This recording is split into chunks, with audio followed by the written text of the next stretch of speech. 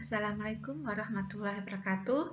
Jumpa kembali dengan saya, Sri Suharti, di channel RSH Edukasi. Pada kesempatan kali ini, kita akan membahas kalimat efektif dalam penulisan bagian yang kedua. Mari kita mengingat kembali pengertian kalimat efektif.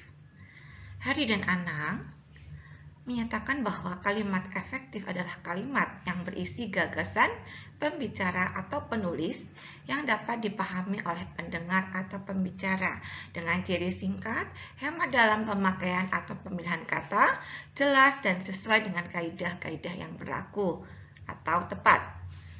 C.S. Badudu menyatakan bahwa kalimat efektif merupakan kalimat yang baik karena apa yang dipikirkan atau dirasakan oleh pembicara atau kalau dalam bahasa tulis si penulis ini dapat diterima atau dipahami oleh pendengar atau pembaca jika di dalam bahasa tulis. Nah, pemahamannya ini sama benar dengan apa yang dipikirkan atau dirasakan oleh penutur atau si penulis. Jadi di sini kesimpulannya bahwa kalimat efektif itu adalah kalimat yang mengikuti kaidah-kaidah yang berlaku. Kemudian unsur-unsur penting ini harus dimiliki dalam setiap kalimat, yaitu unsur subjek dan unsur predikat. Kemudian kalimat efektif ini sangat memperhatikan ejaan kata yang disempurnakan dan juga pemilihan kata yang tepat. Nah, dengan kaidah dan aturan tersebut diharapkan pembaca dapat dengan mudah memahami isi dari kalimatnya. Nah, sekarang kita melangkah pada ciri-ciri kalimat efektif. Ciri kalimat efektif yang pertama, diksi atau pemilihan katanya harus tepat. Yang kedua, harus memuat unsur-unsur pokok kalimat, yaitu minimal ada unsur subjek dan unsur predikat. Yang ketiga, ini harus sesuai dengan kaidah pedoman umum ejaan bahasa Indonesia.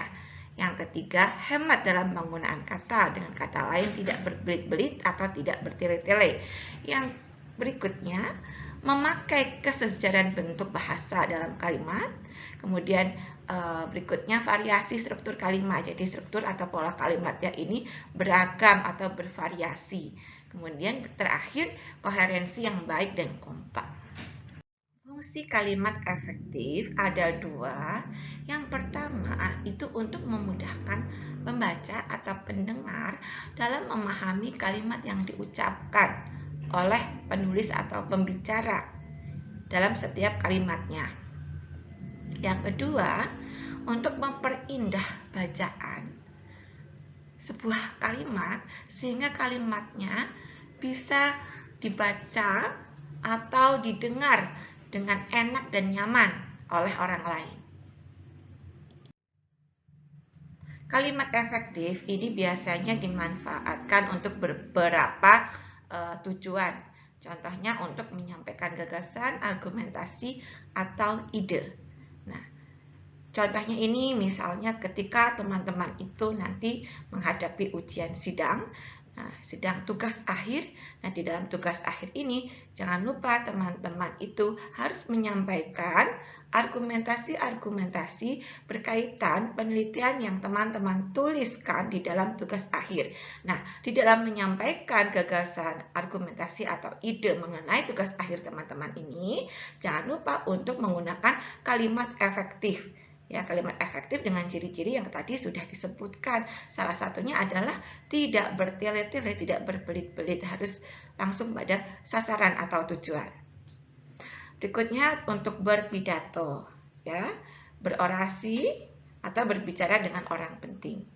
Ini nanti pasti akan teman-teman gunakan atau praktikkan di dalam dunia kerja. Ciri kalimat efektif yang pertama, kehematan kata atau ekonomi bahasa. Menurut Lamudin Vinoza, ya, kehematan kata ini maksudnya adalah usaha untuk menghindari pemakaian kata-kata yang tidak perlu. Hemat di sini berarti kita tidak menggunakan kata-kata yang mubazir, kata-kata yang sia-sia. dengan cara tidak menjamakkan kata yang sudah berbentuk jamak, ya, dan tidak mengulang subjek. Nah, dengan menghemat kata, ini kalimat itu menjadi singkat, padat, dan berisi. Itu maksud dari kehematan berkaitan dengan ekonomi bahasa atau kehematan kata. Yang pertama, kita harus menghindari unsur yang sama pada kalimat majemuk. Contohnya di sini saya tidak suka buah apel dan saya tidak suka durian. Ada unsur yang sama pada kalimat tersebut, yaitu unsur subjek dan unsur predikat. Saya sebagai subjek, predikatnya itu tidak suka. Jadi sebaiknya kalimat ini disederhanakan menjadi saya tidak suka buah apel dan durian. Ya. Berikutnya, menghindari kesinoniman dalam kalimat. Saya hanya memiliki 3 buah buku saja. Ada 2 kata yang bersinonim di kalimat tersebut, yaitu kata hanya dan saja. Sebaiknya ini disederhanakan atau diperbaiki menjadi saya hanya memiliki 3 buah buku atau saya memiliki 3 buah buku saja. Berikutnya, menghindari penjamakan kata pada kata jamak. Contohnya di sini, para mahasiswa-mahasiswa berunjuk rasa di depan gedung rektorat. Para berarti jamak, ya. Mahasiswa-mahasiswa juga berarti jamak atau banyak. Nah, kalimat ini sebaiknya disederhanakan. Gunakan salah satu saja. Para mahasiswa berunjuk rasa di depan gedung rektorat atau mahasiswa-mahasiswa berunjuk rasa di depan gedung rektorat. Berikutnya, menghindari pleonasme. Pleonasme ini artinya menjelaskan sesuatu yang sudah jelas. Contohnya di sini, hanya ini saja yang dapat saya sampaikan. Ini seharusnya disederhanakan, hanya ini yang dapat saya sampaikan, atau ini saja yang dapat saya sampaikan, gitu ya. Atau ada contoh lain, silahkan Mbak Astri maju ke depan. Nah, maju itu sudah pasti ke depan. Jadi tidak perlu diperjelas dan kata di depan. Sebaiknya disederhanakan, silahkan Mbak Astri maju. Nah, seperti itu. Itu contoh kasus pleonasme. Berikutnya, penekanan dalam kalimat efektif.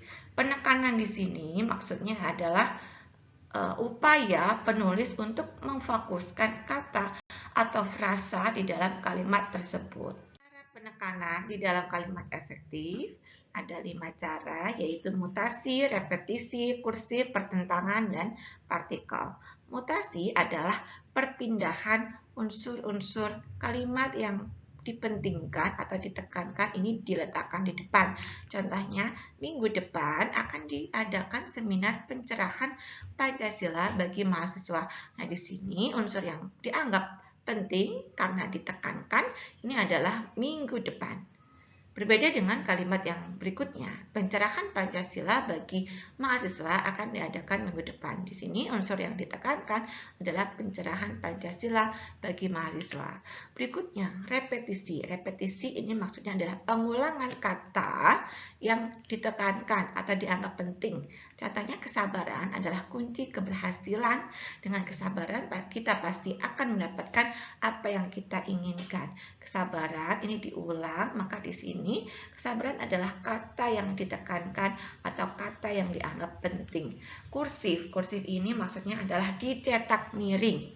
Contoh kalimatnya, bab 2 skripsi ini tidak membicarakan fluktuasi harga saham. Nah, tidak membicarakan ini karena dicetak miring, ini maka dianggap sebagai kata yang ditekankan atau dipentingkan. Berikutnya, pertentangan. Nah, pertentangan ini artinya membuat kalimat efektif dengan cara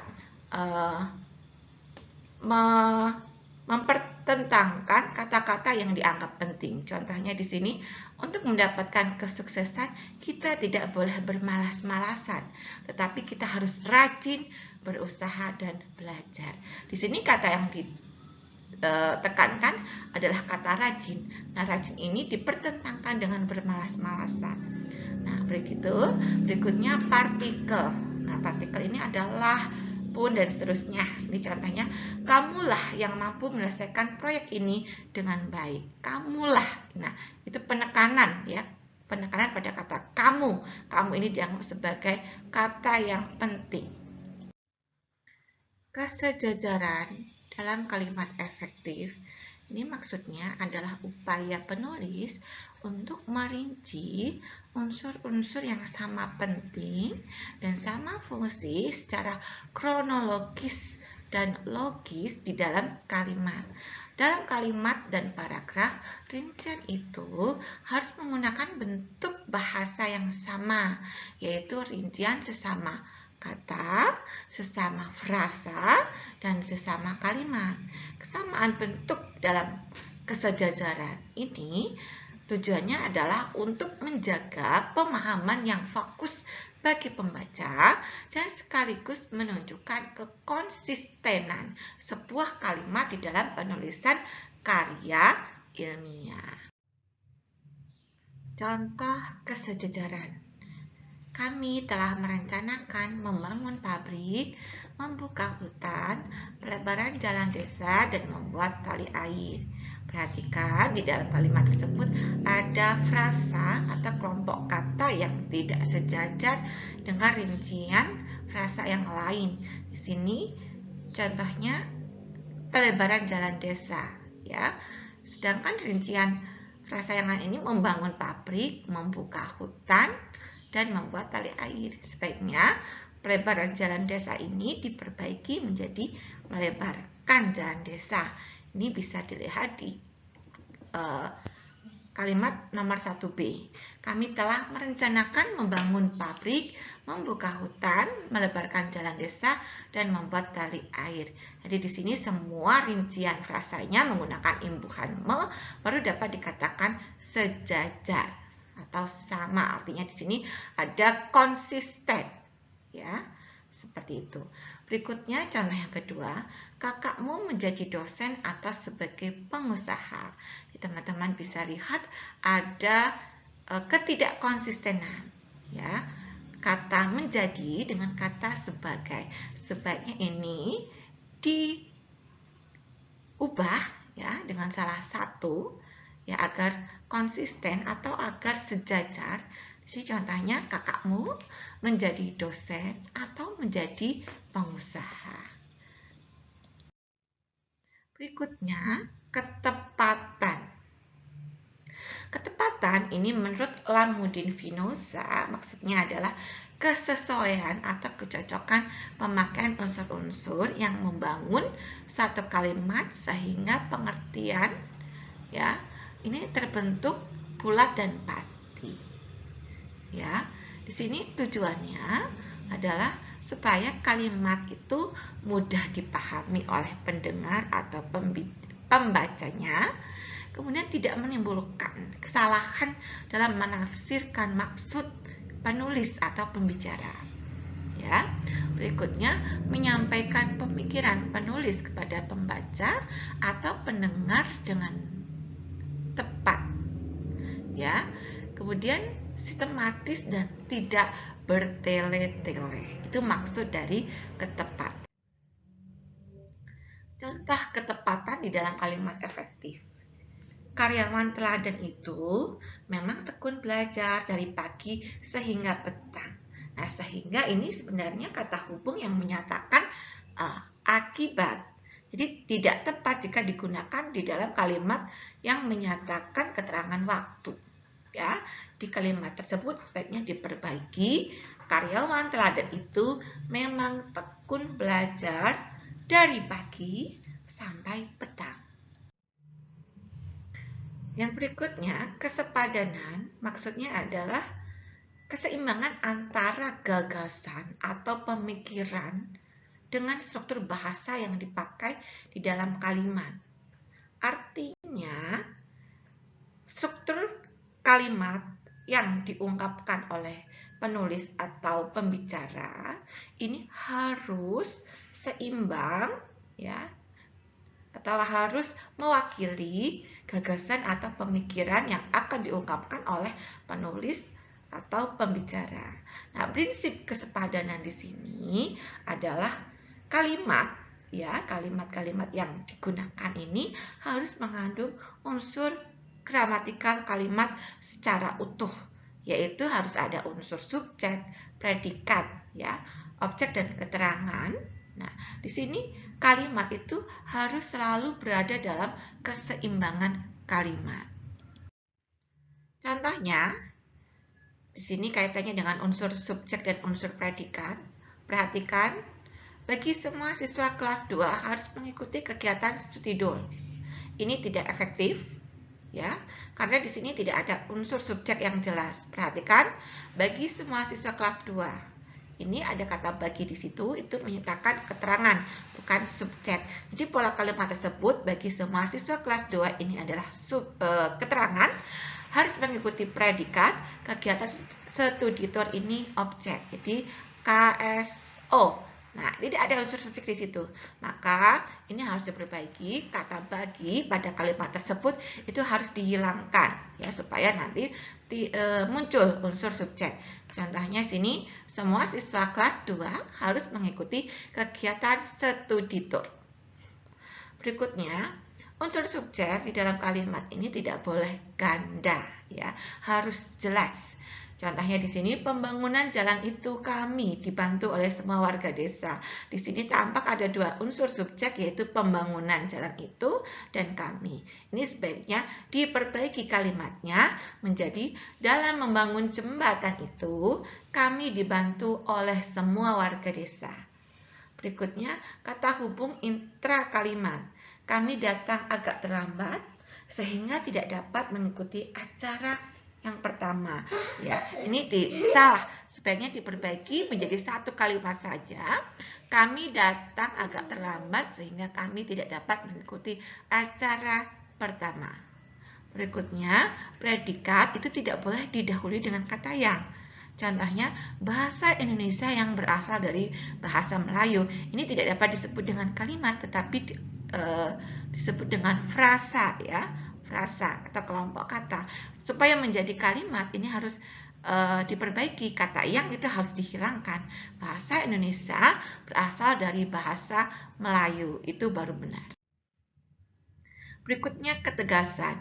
Ketegasan ini maksudnya adalah kalimat efektif memberikan penegasan kepada ide pokoknya sehingga ide pokok itu menonjol di dalam kalimat tersebut. Contoh ketegasan ini hampir sama dengan tadi ya. Ya, ada kata kunci di awal ya. Harapan presiden ialah agar rakyat membangun bangsa dan negaranya. Di sini kata yang ditegaskan adalah harapan presiden. Berikutnya dengan cara mengurutkan secara bertahap, pertemuan itu dihadiri oleh Menteri Pendidikan, Gubernur, dan Presiden. Nah, di sini ada kata yang tidak berurutan. Ya, tidak berurutan tahapannya. Ini sebaiknya diperbaiki.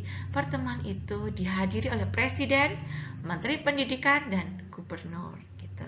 Berikutnya pengulangan kata atau repetisi ya. Saya suka akan kecantikan mereka. Saya suka akan kelembutan mereka.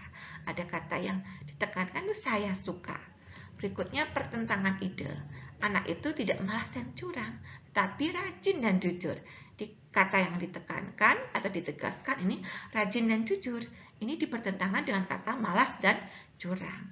Kemudian dengan partikel tadi ya, lah, pun, dan seterusnya. Ini saudaralah yang bertanggung jawab. Ya, saudaralah yang harus bertanggung jawab. Seperti itu ya. Baik, itu saja yang dapat saya sampaikan. Kurang lebihnya saya mohon maaf. Wabillahi taufiq wal hidayah. Wassalamualaikum warahmatullahi wabarakatuh. Bye.